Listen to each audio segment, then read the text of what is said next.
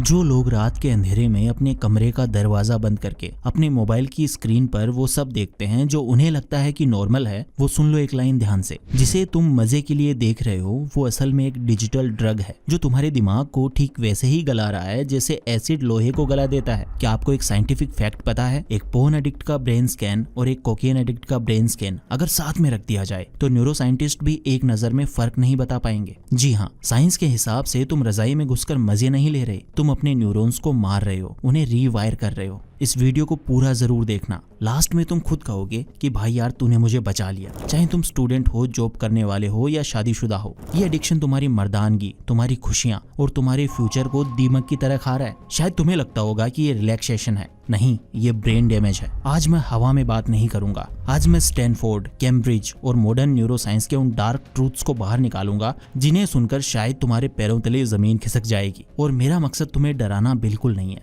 बल्कि लास्ट में मैं एक ऐसा न्यूरोसाइंटिफिक तरीका तुम्हें बताऊंगा जिससे तुम इस दलदल से हमेशा के लिए बाहर निकल जाओगे।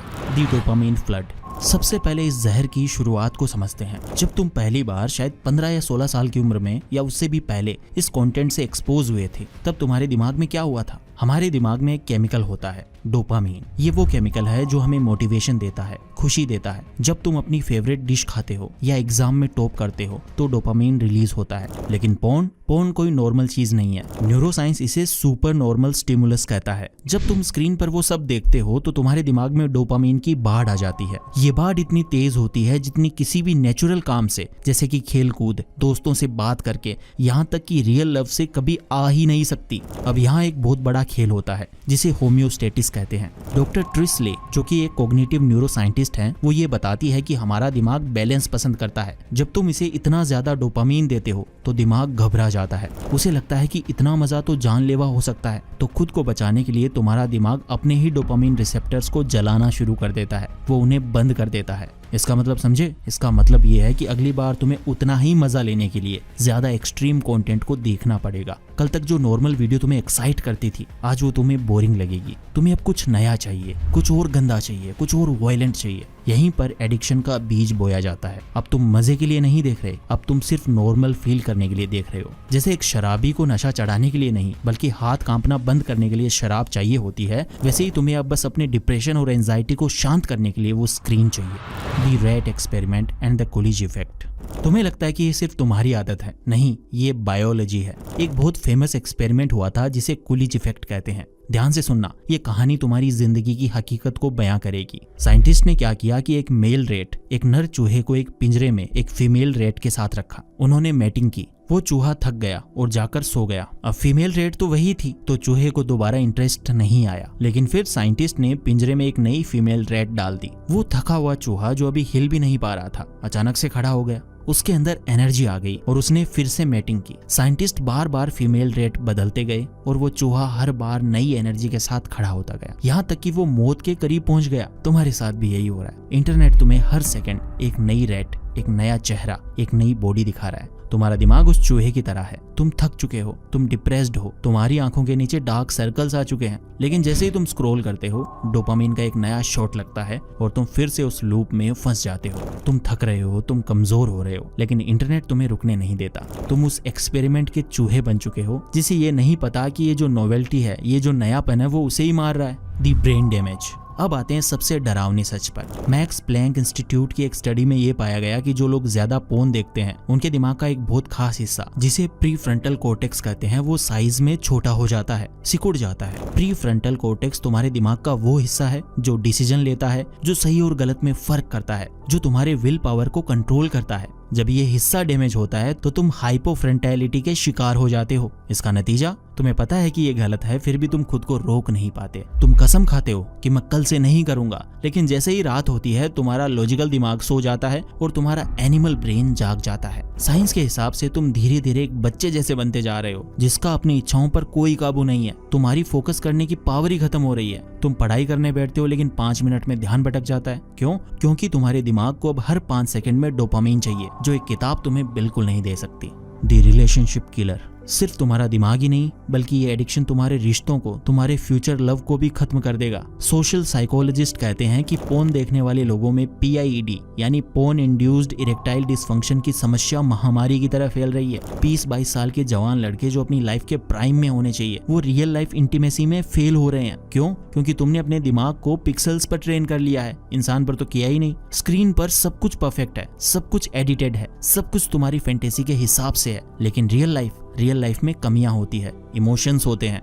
जब तुम रियल पार्टनर के साथ होते हो तो तुम्हारा दिमाग कहता है अरे ये तो वैसा नहीं है जैसा मैंने स्क्रीन पर देखा था, और डोपामिन रिलीज नहीं होता। सोचो कितनी खतरनाक बात है। तुम एक जीते जागते इंसान के साथ होकर भी अकेले हो क्योंकि तुम्हारा दिमाग एक स्क्रीन का गुलाम बन चुका है। और जो लोग रिलेशनशिप में हैं उनके लिए डॉक्टर जॉन गोटमैन की रिसर्च बताती है कि फोन एडिक्शन तलाक और ब्रेकअप का एक बहुत बड़ा कारण बन रहा है। ये सिर्फ वीडियो नहीं है, ये एक धोखा है। तुम अपनी सेक्सुअल एनर्जी जो तुम्हें अपने पार्टनर को देनी चाहिए थी वो तुम्हें एक स्क्रीन पर बहा रहे हो। The mental health trap.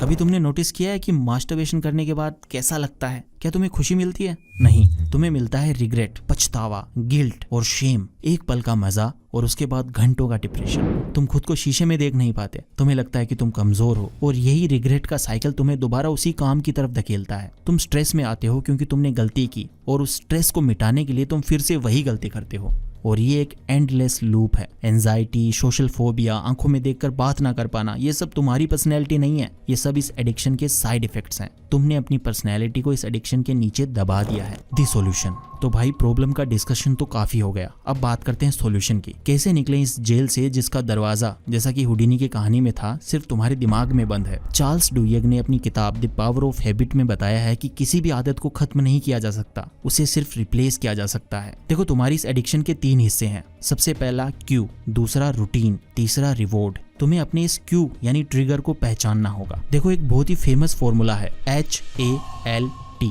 H यानी हंग्री, A यानी एंग्री, L यानी लोनली, T यानी टायर्ड। जब भी तुम्हें अर्ज हो, रुको और खुद से पूछो, क्या मैं सच में हॉर्नी हूँ, या मैं बस बोर हो रहा हूँ, या मैं स्ट्रेस्ड हूँ। 95% केसेस में तुम सिर्फ बोर या स्ट्रेस्ड होते हो।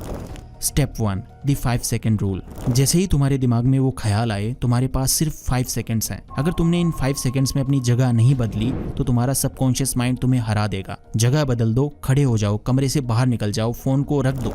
Step 2, replace the routine. दिमाग को डोपामीन चाहिए, उसे डोपामीन दो, लेकिन सही सोर्सेज से। ठंडे पानी से मुंह धो लो, 10 पुशअप्स लगा लो, किसी दोस्त को फोन कॉल कर लो। तुम्हें उस एनर्जी को ट्रांसम्यूट करना है, दबाना नहीं है। अगर तुम दबाओगे तो वो स्प्रिंग की तरह उछल कर वापिस आएगा, इसीलिए तुम्हें उसे दूसरी दिशा में मोड़ना है। Step 3, the 90 days neuroplasticity reset. Science कहती है कि दिमाग को रीवायर करने में लगभग 90 दिन लगते हैं। शुरुआत के 1-2 हफ्ते काफी ज्यादा मुश्किल होने वाले हैं। तुम्हें विड्रॉल होगा, चिड़चिड़ापन होगा, नींद नहीं आएगी। ये निशानी है कि तुम्हारा दिमाग ठीक हो रहा है। जैसे बुखार आना निशानी है कि शरीर वायरस से लड़ रहा है, वैसे ही ये तकलीफ निशानी है कि तुम्हारा ब्रेन हील हो रहा है। तुम्हें बस उस कुलीज इफेक्ट वाले चूहे की तरह नहीं बनना है, तुम्हें इंसान बनना है। कंक्लूजन। दोस्तों, एक बात याद रखना, फोन से दूर होने का मतलब ये नहीं है कि तुम कभी गिरोगे नहीं। हो सकता है तुम 10 दिन कंट्रोल करो और 11वें दिन फिर गलती कर बैठो। अगर ऐसा हो तो खुद से नफरत मत करना, यार मैं तो फेल हो गया, ऐसा बोलकर छोड़ मत देना। अगर तुम सीढ़ियां चढ़ रहे हो और एक पायदान से फिसल जाओ तो क्या तुम जानबूझकर पूरी सीढ़ी से नीचे लुढ़क जाते हो? नहीं ना, तुम वापिस वहीं से चढ़ना शुरू करते हो। तो अगर गलती हो जाए तो उसे फेल्योर मत मानो, उसे एक डेटा पॉइंट मानो और देखो कि क्या ट्रिगर था। रात का वक्त, अकेलापन, इंस्टाग्राम, उस ट्रिगर को बंद करो और आगे बढ़ो। तुम्हारे अंदर एक ऐसा वर्जन छिपा है जो कॉन्फिडेंट है, जिसकी आंखों में चमक है, जो लोगों से बात करते वक्त डरता नहीं है, जिसके पास फोकस है। वो वर्जन इस एडिक्शन के धुएं के पीछे खड़ा तुम्हारा इंतजार कर रहा है। तुम्हारी ये जंग किसी सोसाइटी से नहीं है, किसी वेबसाइट से नहीं है, ये जंग तुम्हारे खुद के दिमाग से है। और जैसा कि मैंने शुरू में कहा था, बंद दरवाजे असल में बंद नहीं होते, वो आपके दिमाग में बंद है। इस वीडियो को शेयर करो, शायद तुम्हारा एक शेयर किसी की डूबती हुई जिंदगी को बचा ले, क्योंकि ये सिर्फ एक आदत नहीं है, ये एक महामारी है। तो कमेंट में लिखो आई मीन कंट्रोल, ताकि मुझे ये पता चले कि तुम उन 1% लोगों में से हो जो एक्शन लेना चाहते हैं। और इस चैनल को सब्सक्राइब करना बिल्कुल मत भूलना, क्योंकि यहाँ पर हम सिर्फ बातें नहीं करते, हम जिंदगियां बदलते हैं। Think less, do more, live free. Thank you so much for watching this video. Take care, love you all.